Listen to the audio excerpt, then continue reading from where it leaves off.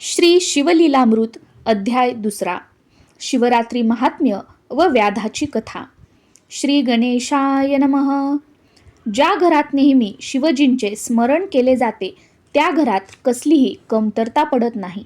शिवस्मरण करणाऱ्या भक्ताचे सर्वतोपरी कल्याण होते. त्याला सर्व प्रकारचे सुखोपभोग प्राप्त होतात. शिवप्रसादाने मुक्तीही मिळते.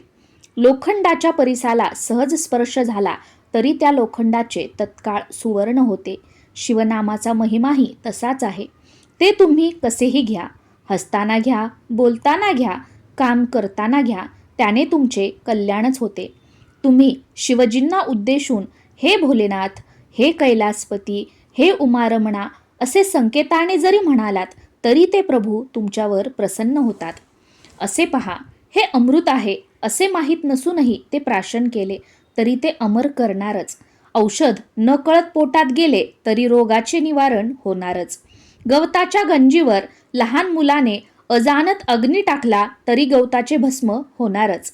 तसे न कळत जरी शिवनाम घेतले तरी ते सर्व दोष जाळून टाकते. विनोदाने जरी शिवनाम घेतले तरी मोठे काम होते. एखादा त्रासलेला मनुष्य शिवनामाचा गजर करणाऱ्या भक्तांची अवहेलना करतो. म्हणतो, हे लोक उगीचच हाका मारतात, यांना शिव शिव असे ओरडून काय मिळणार आहे? अरे, हे गप्प का राहत नाहीत? सारखे सारखे हर हर अशी गर्जना कशाला करतात? छे छे, यांचा शिवनामाचा गोंगाट ऐकून माझे तर डोकेच उठले. श्री शंकरा, श्री शंकरा असा टाहो फोडून यांच्या हातात काय येत कोणास ठाऊक. असो, त्याने अशी कितीही निंदा केली तरी अजाणता का होईना त्याच्या मुखात शिवनामच येते. त्यामुळे अभक्त असूनही त्याचे कल्याण होते. कोणी आपल्या मुलाचे नाव उमेश, नीलकंठ किंवा महादेव असे ठेवतो. त्या मुलाला हाका मारताना न कळत शिवस्मरणच घडते. त्यानेही ते भोलेनाथ आनंदित होतात आणि त्याचे कल्याण करतात. आता न कळत नामस्मरण करणाऱ्यांना इतका पुण्यलाभ होत असेल तर अत्यंत प्रेमाने शिवस्मरण केले, आदराने त्यांचेच ध्यान केले, ब्राह्मणाला शिवस्वरूप मानून भोजन दिले तर केवढा पुण्यलाभ होईल. असो, भगवान शंकरांबद्दल आपल्या मनात असा उत्कट भाव हवा, श्रद्धा भक्ती हवी. त्यांच्या आवडीने शिवरात्रीचे उपोषण करावे, जागरण व नामसंकीर्तन करावे. त्या सेवेने महापातके नष्ट होतात. शिवरात्रीला बेलाची पाने वाहून शिवजींचे मनोभावे पूजन केले, त्यांचे दर्शन घेतले, त्यांना वंदन केले तरी हजारो जन्मातील पापे नष्ट होतात. जो शिवजींना आत्यंतिक प्रेमाने रोज बेल वाहतो त्याच्या एवढा कोणीही पुण्यवंत नाही. शिवकृपेने त्याचा उद्धार होतो, यात काहीच नवल नाही. पण त्याची थोरवी इतकी मोठी असते की त्याच्या दर्शनाने अनेकांचा उद्धार होतो. शिवजींचे त्रिकाळ दर्शन घ्यावे. प्रातःकाळी शिवदर्शन घेतले तर रात्री घडलेले पाप नाहीसे होते. दुपारी दर्शन घेतले तर पूर्वजन्मीचे महादोष नष्ट होतात आणि सायंकाळी प्रेमपूर्वक दर्शन घेतले तर 7 जन्मांच्या पापराशी नाहीशा होतात. शिवरात्रीचा महिमा अपार आहे, अगाध आहे. सहस्त्रमुखांच्या शेषांनाही तो वर्णन करता येत नाही. कपिला षष्ठी, ग्रहण, संक्रमण म्हणजेच संक्रांत, महोदय म्हणजे माघ किंवा पौष मासात सोमवारी सूर्योदयास, अमावस्येचा प्रारंभ, श्रवण नक्षत्राचा मध्य व व्यतिपाताचा अंत असा जो योग असतो त्यास महोदय म्हणतात. अर्धोदय म्हणजे रविवारी सूर्योदयास अमावस्येचा प्रारंभ, श्रवण नक्षत्राचा मध्य व व्यतिपाताचा अंत असा जो योग असतो त्यास अर्धोदय म्हणतात. तसेच गजच्छाया असे सर्व पुण्यपर्व काळ शिवरात्रीवरून ओवाळून टाकावेत. अर्थात शिवरात्रीपेक्षा त्यांचे महात्म्य मोठे नाही. असो, शिवरात्री ही आधीच पवित्र व महान पुण्यपर्वणी आहे. त्या दिवशी त्रिकाळ शिवपूजन, रुद्रघोष, शिवकीर्तन, उपोषण व जागरण केले तर भक्ताला अगणित पुण्य मिळते. वसिष्ठ, विश्वामित्र असे श्रेष्ठ ऋषी, देवगण, गंधर्व, किन्नर, सिद्ध, चारण, विद्याधर असे सर्वच शिवरात्रीचे व्रत करतात. याच सर्वोत्तम पर्वाची महती सांगणारी एक सुरस कथा सुतांनी शौनकादी ऋषींना सांगितली. श्रोते हो, तीच कथा मी तुम्हाला सांगणार आहे. ती सावधपणे व अत्यंत आदराने श्रवण करा. व्यास महर्षींनी माघ मासाचे विशेष महत्त्व सांगितले आहे. याच माघ मासातील कृष्ण चतुर्दशी हीच मुख्य शिवरात्री असून तिला महाशिवरात्र असे म्हणतात. व्याधाची कथा. सूत म्हणाले, विंध्य पर्वतात एक व्याध म्हणजेच पारधी राहत असे. तो अतिशय निर्दयी होता. तो पशुपक्ष्यांची हत्या करायचा. मुक्या जीवांना ठार मारण्याचे असंख्य अपराध त्याने केले होते. एके दिवशी तो धनुष्यबाण घेऊन शिकारीसाठी निघाला. त्याच्या काखेत पाश व जाळे होते. मनगटात चामड्याचे कवच होते आणि हातात बाणांचा भाता व अन्य शस्त्रे होती. अरण्यातून हिंडत असताना त्याला एक शिवालय दिसले. योगायोगाने तो महाशिवरात्रीचा दिवस होता. त्या पर्वकाळी शिवदर्शन घेण्यासाठी चहूकडून भक्तमंडळी येत होती. त्यामुळे त्या परिसरात मोठी यात्राच भरली होती. लोकांनी ते मंदिर खूप सजवले होते. कैलासाप्रमाणे धवल वर्णाचे असे ते शिवालय चांदीसारखे झळकत होते. त्यावर असलेले गगनचुंबी ध्वज डौलाने फडकत होते. त्या शिवालयाच्या गाभाऱ्यात मणिमय शिवलिंग होते. काही भक्त त्याची यथासांग पूजा करत होते. काहींनी अभिषेकासाठी संततधार धरली होती. ब्राह्मण रुद्राध्यायाचा घोष करत होते. कोणी टाळ मृदुंगाच्या साथीने सप्रेम शिवकीर्तन करत होते. ते कीर्तन ऐकणारे श्रोते टाळ्या वाजवत मुखाने हर हर म्हणत होते. भक्तांनी शिवजींना अर्पण केलेल्या सुगंधी द्रव्यांचा परिमळ वातावरणात सर्वत्र पसरला होता. मंदिराच्या सभोवती असंख्य दीप लावलेले होते. शंखनाद घंटानाद होत होते. भेरींच्या निनादाने आकाश दुमदुमत होते. भक्त आनंदाने नानाविध वाद्य वाजवत होते. ते दृश्य पाहून व्याधाची पावलेही तेथे वळली. तेथील शिवभक्तीचा उल्हास पाहून तो तिथेच थांबला. तो सर्व सोहळा त्याने डोळे भरून पाहिला. त्याला लोकांची गंमत वाटली. चेष्टेने हसत तो स्वतःशीच म्हणाला, लोकांच्या या मूर्खपणाला काय म्हणावे. देवळात आणि तोही दगड आणि बाहेर आहेत तेही दगडच. इथे देवपणा कुठला. हे लोक द्रव्याची व्यर्थ नासाडी करत आहेत. चांगले अन्न खायचे सोडून हे लोक उपोषण का करतात कोण जाणे. मग तो जाण्यासाठी निघाला. लोक म्हणतात म्हणून तोही हर हर महादेव शिवशंभो असे थट्टेने म्हणू लागला. लोकांच्या गर्दीमुळे मंदिराला उजवीकडून वळसा घालून तो घोर अरण्यात प्रवेशला. ती एक प्रदक्षिणा झाली. वनातून हिंडताना एखाद्याने गाणे गुणगुणावे तसा तो व्याध गमतीने शिव शिव हर हर असं म्हणत होता. अशा तऱ्हेने त्याच्या मुखातून शिवनामाचा जप होऊ लागला. त्या दिवशी रानात खूप भटकंती करूनही त्याला शिकार मिळाली नाही. सूर्यास्त झाला. काळाकुट्ट अंधार पसरला. ब्रह्मांडाच्या करंड्यात काजळ भरावे वा काळ्या गोधडीचा विशाल मंडप उभारावा तसा तो परिसर गडद अंधारून गेला होता. चंद्र नसल्यामुळे ती रात्र एखाद्या विधवेसारखी उदास आणि विषण्ण वाटत होती. सभेतून महापंडित निघून गेल्यावर मागे राहिलेले मूर्ख लोक व्यर्थ वटवट करतात. त्याप्रमाणे सूर्यास्त झाल्यावर दूर निस्तेज चिमचिमणाऱ्या चांदण्यांमुळे ती रात्रही त्या सभेसारखी अर्थहीन व कळाहीन वाटत होती. अशा त्या अंधाऱ्या रात्री तो व्याध उपाशीपोटी अरण्यात भटकत होता. तेवढ्यात त्याला एक मोठे सरोवर दिसले. एखादे घर सर्व प्रकारच्या समृद्धीने युक्त असावे तसे ते सरोवर कमळपुष्पांनी शोभून दिसत होते. त्याच्या काठी एक बिल्व वृक्ष होता. योगभ्रष्ट लोक स्वर्गातून भूलोकी जन्म घेण्यासाठी पुन्हा खाली येतात. त्याप्रमाणे त्याच्या फांद्या उंचावरून खाली वाकल्या होत्या. त्यावरून तो व्याध झाडावर चढून बसला. त्याने धनुष्यावर बाण लावला आणि कोणीतरी पशु पाणी पिण्यासाठी तेथे येईल या आशेने वाट पाहत बसला. बराच वेळ गेला तरी सावज दृष्टीस पडले नाही, म्हणून तोही कंटाळला होता. त्याने धनुष्यबाण बाजूला ठेवले आणि जवळची बिल्वपत्र उजव्या हाताने खुडून खाली टाकू लागला. त्या झाडाखाली ब्रह्मदेवांनी स्वहस्ते स्थापन केलेले एक शिवलिंग होते. त्याने खाली टाकलेली बिल्वपत्रे त्यावर पडत होती. हाही योगायोगच होता. त्यामुळे शिवजी प्रसन्न झाले. जिभेला चाळा म्हणून तो व्याध शिव शिव हर हर म्हणत होता. त्या योगे तो नकळत शिवस्मरणच करत होता. अशा प्रकारे त्याला त्या शिवरात्रीस अनायासे उपोषण घडले, जागरण घडले, पूजन व स्मरणही घडले. त्यामुळे त्याची पातके नष्ट होऊ लागली. एक प्रहर लोटला. एक हरिणी पाणी पिण्यासाठी त्या सरोवरावर आली. ती गर्भिणी होती. सुंदर व कोमल होती. तिची अंगकांती तेजस्वी होती. तिने दुरूनच त्या व्याधाला पाहिले. तो तिला यमराजांसारखा भयंकर वाटला. तिला पाहून त्याने धनुष्यावर बाण चढवून नेम धरला. तेव्हा ती घाबरली आणि त्याला उद्देशून मनुष्यवाणीने म्हणाली, हे महापुरुषा, मी काहीही अन्याय केलेला नसताना मला का मारतोस? मी गर्भवती आहे.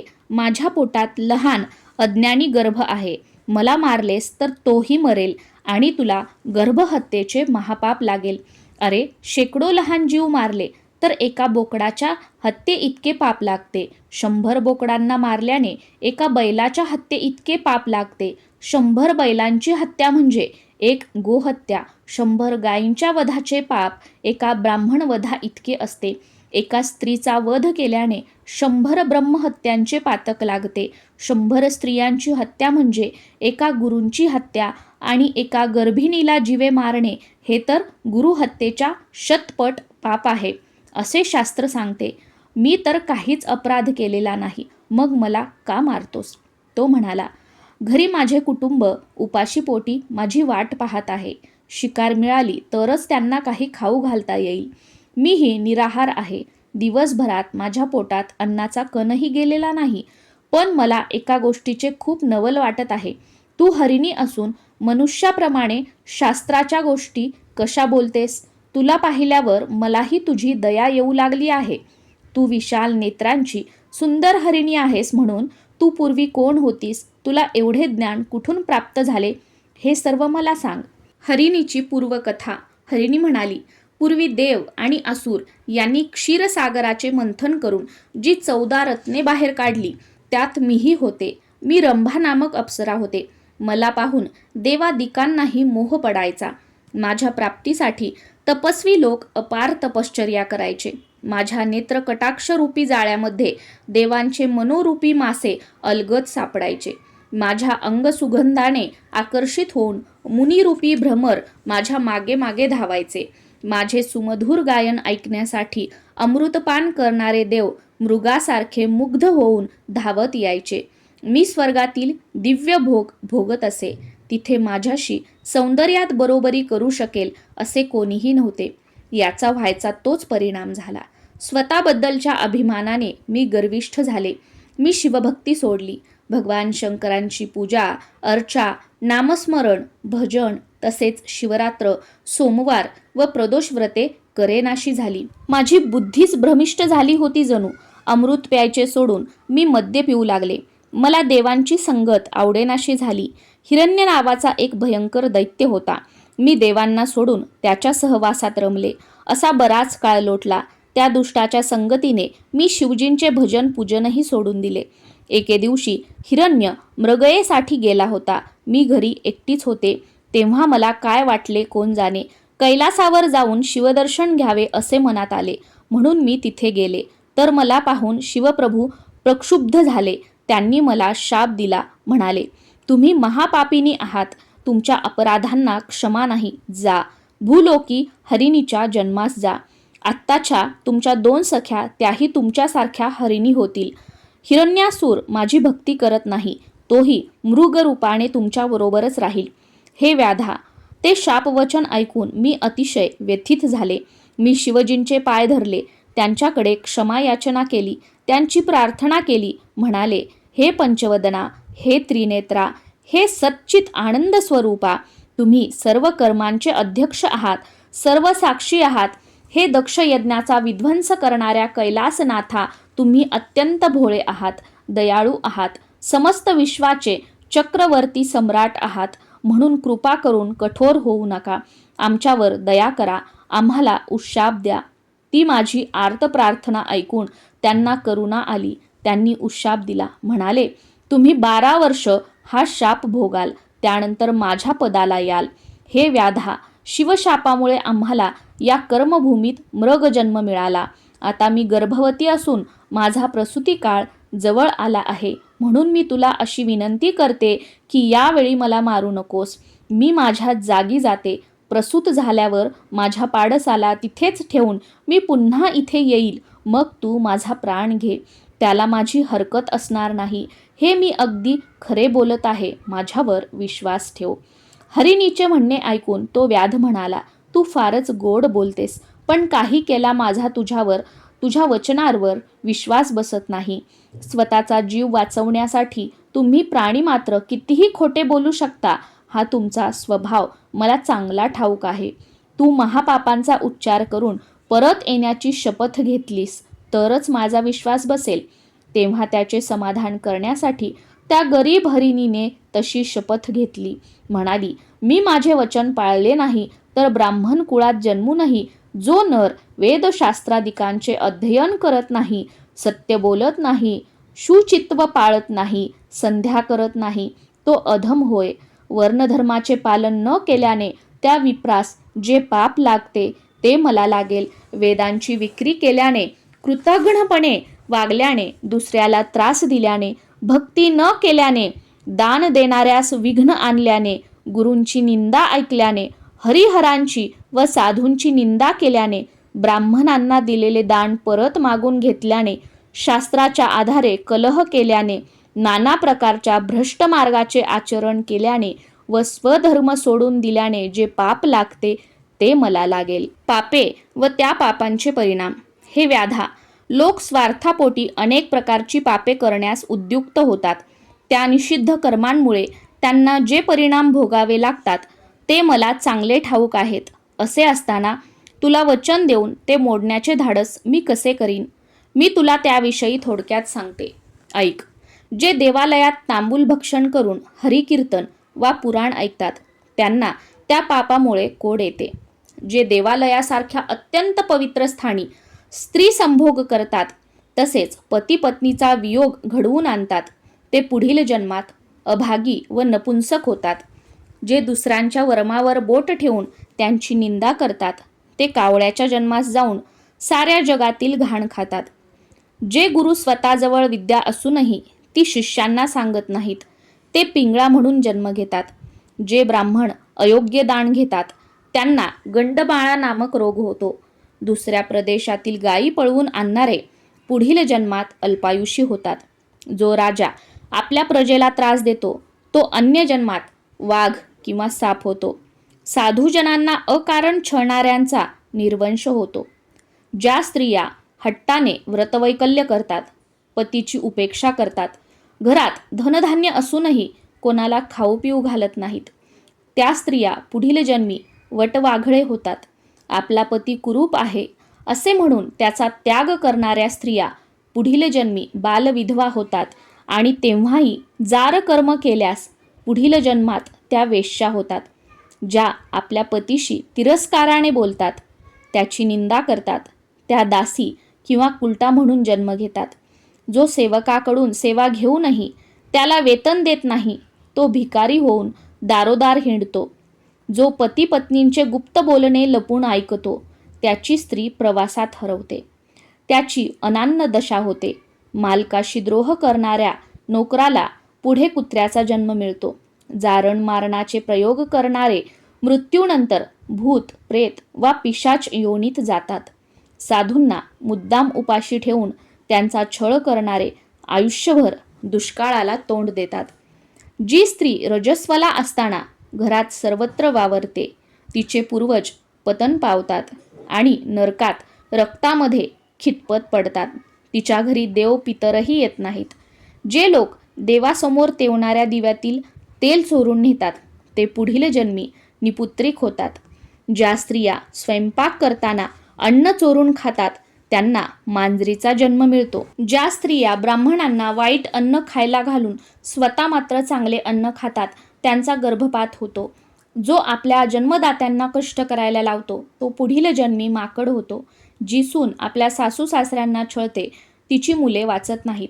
हे व्याधा, मी शब्द देऊनही माघारी परत आले नाही तर ही सर्व पापे माझ्या माथी बसतील. माझे बोलणे असत्य असेल तर माझ्याकडून शिवपूजेचा अपहार घडेल. मी पुन्हा निश्चयाने सांगते, मी वचनभंग करणार नाही आणि हीच माझी शपथ आहे. व्याध म्हणाला, ठीक आहे, तू एवढी शपथ घेतेच आहेस तर जा, पण रात्र संपण्याआधी परत ये. हरिणी म्हणाली, व्याधा, माझ्या बोलण्यावर विश्वास ठेवून तू हे पुण्यकर्मच करत आहेस. त्या योगे तू पुढे शिवपदास जाशील. नंतर सरोवरातील पाणी पिऊन ती हरिणी आपल्या कुटुंबात परतली. ती निघून गेल्यावर बेलाच्या वृक्षावर बसलेला तो व्याध पुन्हा उजव्या हाताने बेलाची पाने खुडून खाली टाकू लागला. ती वृक्षाखाली असलेल्या शिवलिंगावर पडू लागली. अशा प्रकारे त्याच्याकडून 2 प्रहर रात्रीस पुन्हा शिवपूजन घडले. नकळत घडलेली असली तरीही त्याची दुसरी पूजा शिवजींना मान्य झाली. त्या पुण्याईने त्याचे पूर्वीच्या 7 जन्मातील अर्धे पाप जळून गेले. तो सहज भावाने पुन्हा शिवनाम घेऊ लागला. त्याला जागरण घडले होते आणि त्याने हरिणीच्या मुखातून पापफळांचे निरूपणही ऐकले होते. अर्थात त्याच्याकडून शिवरात्रीचे व्रत नकळत घडत होते. उपोषण, शिवस्मरण, शिवपूजन, जागरण, पुराणश्रवण या सर्व गोष्टी व्यवस्थित घडून येत होत्या. दुसऱ्या हरिणीचे निरूपण. व्याध सावजाची वाट पाहत होता. तेवढ्यात दुसरी हरिणी पाणी पिण्यासाठी त्या सरोवरापाशी आली. तिला खूप तहान लागली होती. तिला पाहताच त्याने धनुष्यबाण सरसावले आणि नेम धरला. तेव्हा ती घाबरली व त्याने जीवदान द्यावे म्हणून त्याची करुणा भाकू लागली. ती म्हणाली, व्याधा, माझ्यावर दया कर, कृपा करून मला मारू नकोस. या समयी पतीचा अंगसंग मिळावा म्हणून मी उत्सुक आहे. त्याला भोगदान देऊन मी लवकरच परत येईल.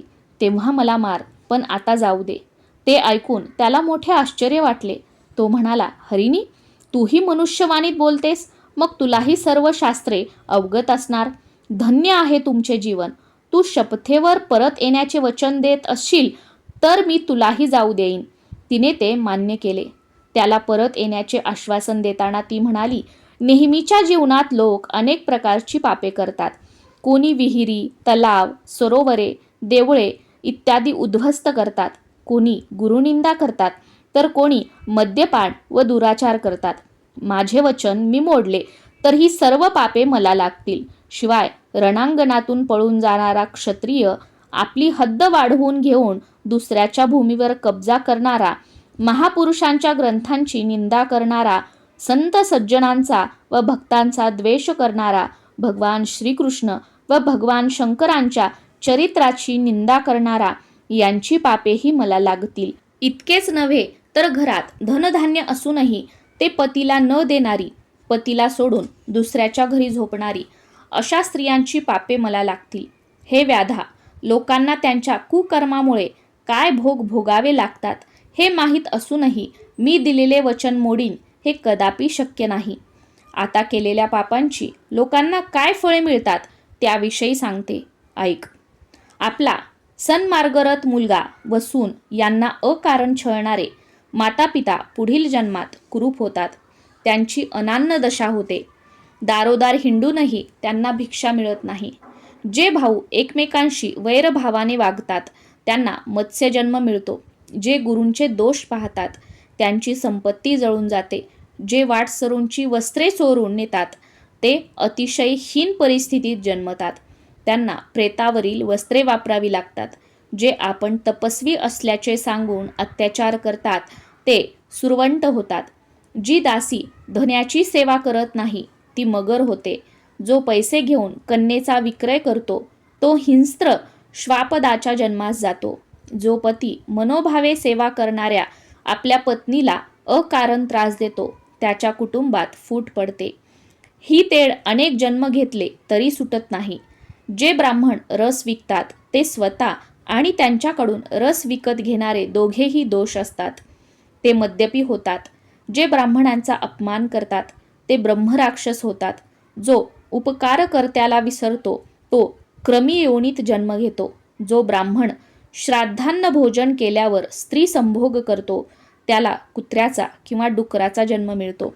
जो मनुष्य सर्वांसमक्ष खोटी साक्ष देतो त्याचे पूर्वज त्याच क्षणी नरकात पडतात. जो 2 स्त्रियांशी लग्न करून त्यातील एकीचेच मन राखतो तो कुत्र्याच्या अंगावरील गोचिड होतो. जो दुसऱ्यांच्या पाण्याचा पुरवठा अडवतो त्याला पुढील जन्मात मलमूत्र अवरोध होतो. जो साधूची निंदा करतो त्याचे दात पडतात. जो देवळात जेवतो तो पुढील जन्मात अशक्त व दुर्बल होतो. जो राजाची निंदा करतो त्याची भूक मंदावते व पचनक्रिया बिघडते. जो ग्रहण काळात भोजन करतो त्याला असाध्य पित्तरोग होतो. जो दुसऱ्याची मुले परदेशात विकतो तो पुढील जन्मात कुष्ठरोगी होतो.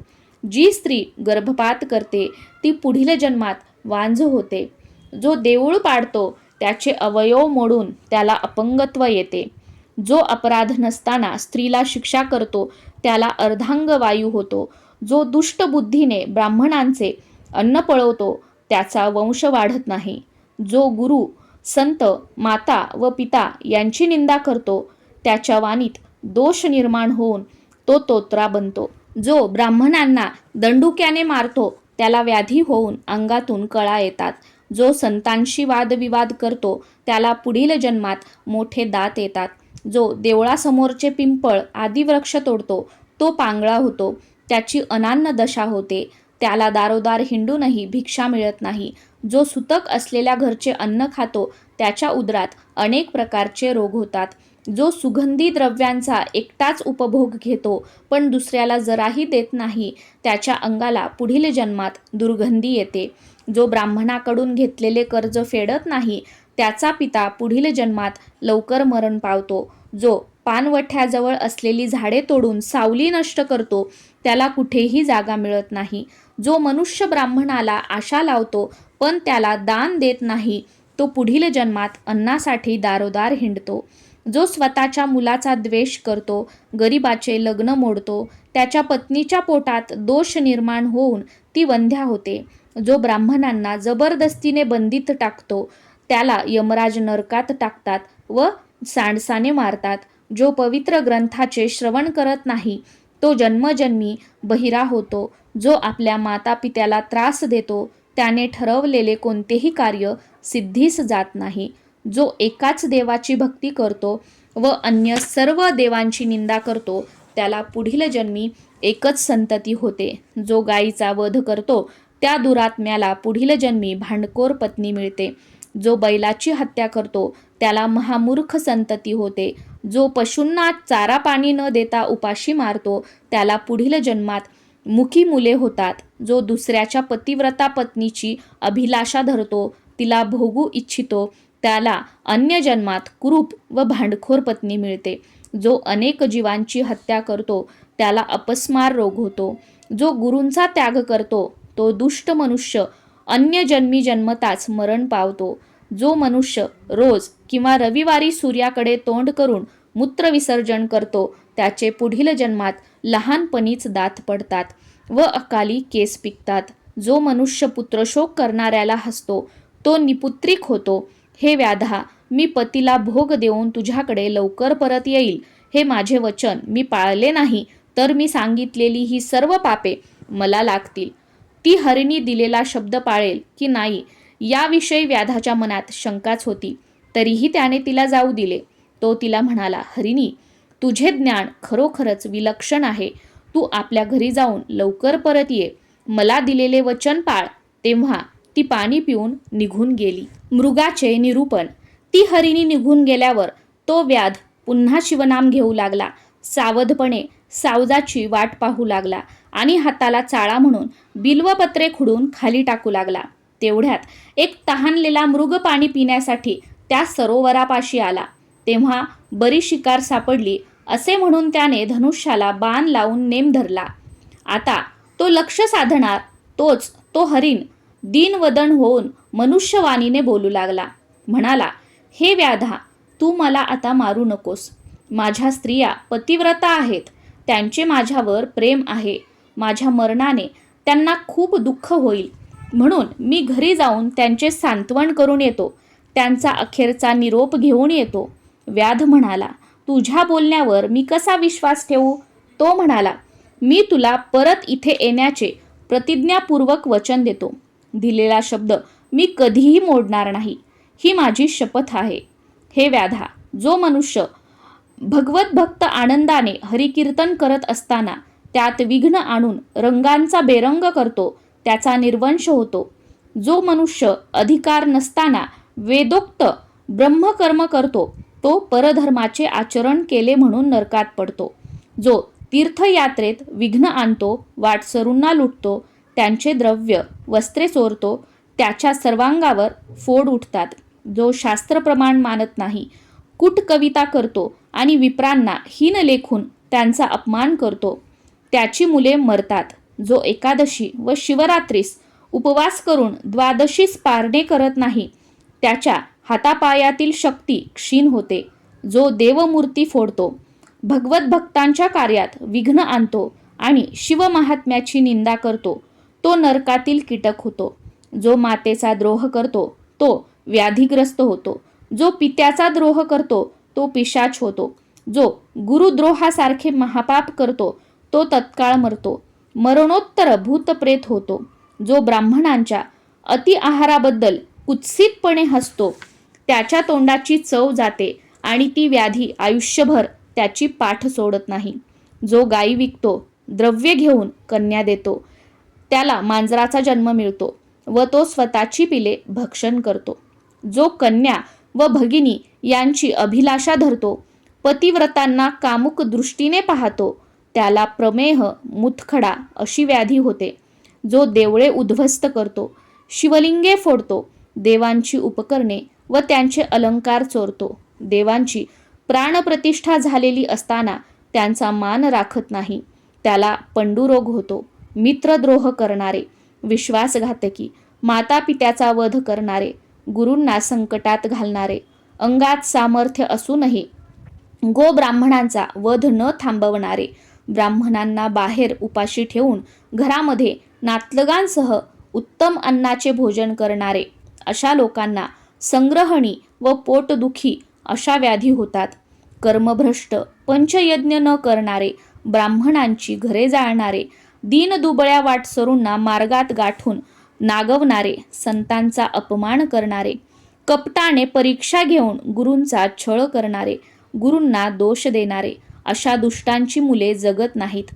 जो पित्याचा द्वेष करतो, ब्राह्मणांची अवहेलना करतो, ज्याला शिवकीर्तन ऐकायला आवडत नाही, ज्याला शिवकीर्तनाबद्दल जराही आदर नाही, तो दुर्मती, तो त्याच्या पित्याचा औरस पुत्रच नाही. अशा पाप्याला कानांच्या आतील भागाचे दुखणे होते.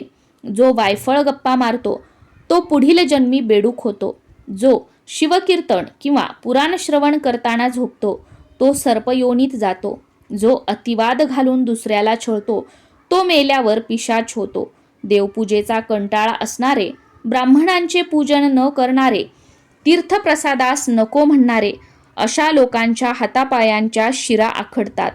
हे व्याधा, अशी अपार पापे आहेत. मी तुला परत येण्याचे वचन देऊनही ते पाळले नाही तर ही सर्व पापे मला लागतील. मृगाने एवढे सांगितल्यावर नाही म्हणता येईना. तू लवकर परत ये असे सांगून त्याने त्याला जाऊ दिले. मग तो पुन्हा शिवनाम घेऊ लागला. त्या नामप्रभावाने त्याच्या मनात शिवजींची भक्ती निर्माण झाली. त्याचा कंठ दाटून आला, डोळ्यात अश्रू आले. वेळ घालवण्यासाठी तो पुनर्पी बिल्वपत्रे खुडून खाली टाकू लागला. ती खालील शिवलिंगावर पडत होती. अशा प्रकारे त्या महाशिवरात्रीच्या परमपवित्र पर्वकाळी त्या व्याधाकडून उपोषण, जागरण, श्रवण व रात्रीच्या 4ही प्रहरात शिवपूजन घडले. त्या पुण्यप्रभावाने त्याची 7 जन्मातील सर्व पापे जळून भस्म झाली. 3ऱ्या हरिणीचे निरूपण. रात्रीचा प्रहर सरत आला तशी पूर्व दिशा उजळू लागली. उगवत्या सूर्यबिंबामुळे तिने लाल कुंकूच भाळी लावले आहे असे वाटत होते. त्यावेळी आणखी एक हरिणी पाणी पिण्यासाठी त्या सरोवरापाशी आली. तिला पाहताच व्याधाने बाण रोखला. तेव्हा त्याच्या रूपाने आपल्यासमोर साक्षात काळच उभा आहे हे पाहून ती घाबरली. तरीही स्वतःला सावरून ती म्हणाली, हे व्याधा, मला मारू नकोस. वनामध्ये माझी पाडसे उपाशी आहेत. मी त्यांना स्तनपान देऊन तुझ्याकडे परत येईल आणि समाधानाने मरण पत्करीन. ते ऐकून त्याला अत्यंत आनंद झाला. तिच्याकडून शास्त्रार्थ जाणून घेण्यासाठी तो उत्सुक होता, म्हणून त्याने तिला शपथ घेऊन जाण्यास सांगितले. तेव्हा ती हरिणी म्हणाली, व्याधा, तुला शब्द देऊन मी परत येणार नाही असे कधीच होणार नाही, पण तुझ्या समाधानासाठी तसे वचन देते, ऐक. जो गवताच्या गंजी जाळतो, गावांना आगी लावतो, गो ब्राह्मणांना पाणी देत नाही, त्याला क्षयरोग होतो. जो ब्राह्मणांना बाहेर काढून त्यांच्या घरावर कब्जा करतो त्याचे पितर भयंकर नरकात पडतात. जो माता व पुत्र, पती व पत्नी यांच्यात भांडणे लावतो, देव ब्राह्मणांचा मान ठेवत नाही, कठोर वचनांनी त्यांची निंदा करतो, त्याचे हातपाय यमराज तोडतात. जो दुसऱ्यांच्या वस्तू चोरण्यासाठी नेहमी टपून बसलेला असतो, ज्याला साधूजनांचा सन्मान झालेला खपत नाही, त्याला वेदनादायक नेत्ररोग होतो. पुस्तकांची चोरी करणारे मुके होतात. रत्ने चोरणारे आंधळे होतात, अत्यंत गर्विष्ठ असणारे रेड्याच्या जन्माला जातात, पारध्याला ससाण्याचा जन्म मिळतो. भगवत भक्तांची निंदा करण्याच्या मुखाला असह्य दुर्गंधी येते. जो माता पित्याला मारहाण करतो तो लुळा पांगळा होतो. जो अत्यंत कंजूस असतो, जराही द्रव्य खर्च करत नाही, तो पुढील जन्मी महाभुजंग होतो. जो भिक्षेसाठी आलेल्या यतीला काहीही देत नाही, त्याच्यावर शिवजींचा कोप होतो. त्याची संतती व संपत्ती दग्ध होते. जो जेवायला बसलेल्या ब्राह्मणाला ताटावरून उठवून बाहेर घालवतो, त्याच्यापेक्षा दुराचारी दुसरा कोणीही नाही. हे व्याधा, मी वचन देऊनही परत आले नाही तर ही सर्व पापे मला लागतील. हरिणीच्या मुखातून ते धर्म अधर्मविषयक निरूपण ऐकून व्याध सद्गतीत झाला. तो तिला म्हणाला, ठीक आहे, तू पाणी पिऊन स्वस्थानी जा, बाळांना स्तनपान दे आणि मग परत ये. त्याप्रमाणे ती हरिणी पाणी पिऊन आपल्या पिलांपाशी गेली व त्यांना स्तनपान देऊन तृप्त केले. इकडे पहिली हरणी प्रसूत झाली. दुसरीने अंगसंग देऊन पतीला संतुष्ट केले. आता व्याधाला दिलेला शब्द पाळायचा होता, म्हणून मृगाने आपल्या स्त्रियांचे सांत्वन केले व म्हणाला, आता आपण व्याधाकडे जाऊया. मग तो त्याच्या 3 हरिणी व त्यांची पाडसे त्या व्याधापाशी आली. मृग म्हणाला, व्याधा, तुला दिलेले वचन मी पूर्ण केले आहे. तू सर्वात आधी माझा प्राण घे. हरिणी म्हणाल्या, तू आमचा वध कर. पतीच्या आधी मरण आले तर आम्हाला सद्गती मिळेल. पाडसांनीही नीट विचार केला व म्हणाली, माता पित्यांशिवाय जगणे म्हणजे आमच्यासाठी मरणच. तू आधी आम्हाला मार. व्याध आणि मृग परिवाराचा उद्धार. तेव्हा त्या सर्वांचे ते बोलणे ऐकून व्याधाचे मन भरून आले. त्याच्या डोळ्यातून अश्रुधारा वाहू लागल्या. त्याने सर्व हरिणींना वंदन केले व म्हणाला, अहाहा, आज माझे जीवन धन्य झाले. तुमच्या मुखातून निरूपण ऐकले आणि माझे अनेक जन्मीचे पाप जळून गेले. माझे मन व शरीर पावन झाले. आता तुम्हीच माझे गुरु आहात, तुम्हीच माता पिता आहात आणि तुम्हीच माझे देव आहात. मला हा संसार, बायको, मुले या सर्व गोष्टी व्यर्थ वाटू लागल्या आहेत. आता केव्हा एकदा शिवपद प्राप्त होते असे मला झाले आहे. तो पारधी असे गहिवरून बोलत असताना तिथे एक दिव्य विमान आले. त्यात 5 मुखे व 10 भुजा असलेले व्याघ्रांबर धारण केलेले व अत्यंत तेजस्वी असे दिव्य शिवगण होते. त्यांचे अद्भुत तेज 10 दिशांमध्ये मावत नव्हते. त्या समयी किन्नर दिव्य वाद्य वाजवत होते. विद्याधर मधुर आलापयुक्त गायन करत होते आणि स्वर्गातील देव दिव्य पुष्पांचा वर्षाव करत होते. तेवढ्यात सर्व हरिणींना दिव्य देह प्राप्त झाले. व्याधही प्रेमपूर्वक शिवनाम घेत होता. त्याने शिवगणांना साष्टांग नमस्कार केला. तेव्हा परिसस्पर्श होताच लोखंडाचे स्वर्ण व्हावे तसे त्याचेही स्वरूप बदलले. तोही पंचमुख, दशभुज व तेजस्वी दिसू लागला. शिवगणांनी त्याला विमानात बसण्याची विनंती केली. तेव्हा दिव्यत्वास प्राप्त झालेल्या मृगांसह तोही विमानात बसला. देव त्याची स्तुती करू लागले. व्याध शिवलोकी गेला. त्याला शिवपद प्राप्त झाले. मृग परिवार दिव्य तारकांच्या रूपाने आकाशात झळकू लागला. लोक आजही मृग नक्षत्रातील हे तारे पाहतात. कवी श्रीधर म्हणतात, सत्यवती सूत व्यासांनी लिंग पुराणात जी रसाळ कथा सांगितली तीच मी मराठीत वर्णन केली आहे. सज्जनांनी ब्रह्मानंदयुक्त होऊन ती अहोरात्र श्रवण करावी. धन्य धन्य ते शिवरात्री व्रत, धन्य शिवरात्री व्रत महात्म्य कथा. तिच्या श्रवणाने महापातके जळून जातात. हे महात्म्य जे लक्षपूर्वक वाचतात तेही पुण्यवंतच. हे शिवलीलारूपी अमृत तुम्ही देवासमान असलेल्या सज्जन श्रोत्यांनी प्राशन करावे. निंदक, कुटील, कुतर्की व असुरी प्रवृत्तीच्या लोकांना हे कसे प्राप्त होणार? कैलासनाथ ब्रह्मानंद स्वरूप आहेत. त्यांचे चरण सुगंधी कमळच आहेत. तिथे हा श्रीधर कवी भ्रमरूपाने शिवनामाचे अखंड गुंजन करतो. स्कंद पुराणातील ब्रह्मोत्तर खंडात असलेला श्री शिवलीलामृत हा महान ग्रंथ सज्जनांनी अखंड श्रवण व पठण करावा अशी विनम्र प्रार्थना आहे. हा त्याचा 2रा अध्याय अतिशय गोड आहे. अध्याय 2 समाप्त. श्री सांब सदा शिवार्पणमस्तु. ओम नमः शिवाय.